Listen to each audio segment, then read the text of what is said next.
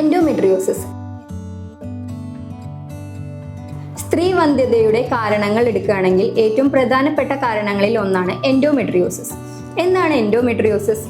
ഗർഭപാത്രത്തിന്റെ അകത്ത് മാത്രം കണ്ടുവരുന്ന കോശങ്ങൾ ഗർഭപാത്രത്തിന് പുറത്ത് അണ്ഡങ്ങളിലോ അല്ലെങ്കിൽ ഫെലോപ്പിയൻ ട്യൂബിലോ ചിലപ്പോഴൊക്കെ മലാശയത്തിലോ മൂത്രാശയത്തിലോ വരെ പറ്റിപ്പിടിച്ച് നിൽക്കുന്ന കണ്ടീഷനാണ് എൻഡോമെട്രിയോസിസ്. അണ്ഡാശയത്തിലോ ഫെലോപ്പിയൻ ട്യൂബിലോ ആണ് ഈ ടിഷ്യൂസ് പറ്റിപ്പിടിച്ചിരിക്കുന്നതെന്നുണ്ടെങ്കിൽ വന്ധ്യത ആകാനാണ് സാധ്യത.